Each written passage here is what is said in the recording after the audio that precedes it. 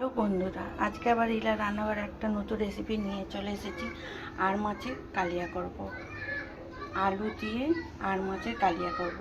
আমি মাছটাকে নুন হলুদ আর একটু তেল দিয়ে মেখে রেখেছি। এবার কড়াইয়ে তেল দিয়ে দিলাম। তেলটা একটু গরম হোক, তেল গরম হোক ততক্ষণ আমি একটা মশলা তৈরি করে নিচ্ছি। মশলা করব আদা, রসুন আর টমেটোর পেঁয়াজ দিয়ে মিক্সি করে নিচ্ছি। তেল গরম হয়ে গেছে, এবার মাছগুলো দিয়ে দেবো।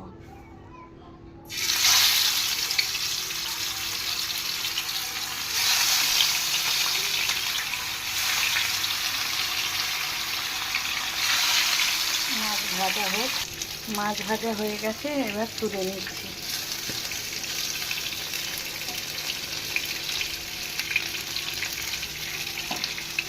মাছ ভেজে তুলে নিয়েছি। এবার নুন হলুদ দিয়ে আলু মেখে রেখেছি, ওগুলো ভেজে নেবো তেলে।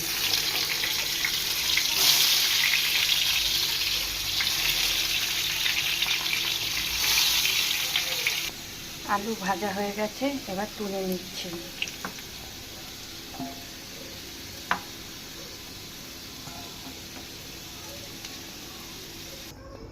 আলু তুলে নিয়েছি, এবার ওই তেলে গোটা গরম মশলা দিয়ে দিলাম।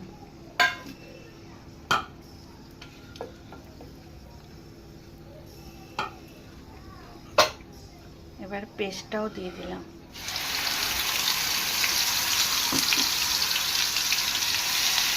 এবার একটু ভালো করে ভাজা ভাজা করে নিই, তারপরে দেখাচ্ছি। ভাজা ভাজা হয়ে গেছে, এবার কিছু মশলা দেবো। লঙ্কা গুঁড়ো, হলুদ গুঁড়ো, নুন, চিনি, কাশ্মীরি লঙ্কা গুঁড়ো দিয়ে দিলাম। দিয়ে একটু সামান্য জল দিয়ে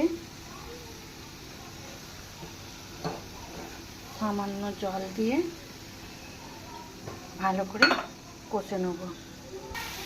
মশলা কষা হয়ে গেছে, এবার আলু দিয়ে দেবো।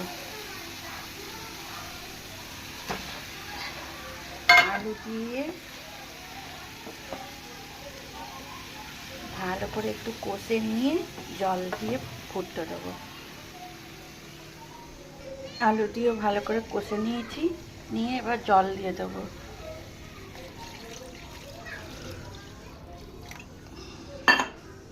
জল দিয়ে দিলাম।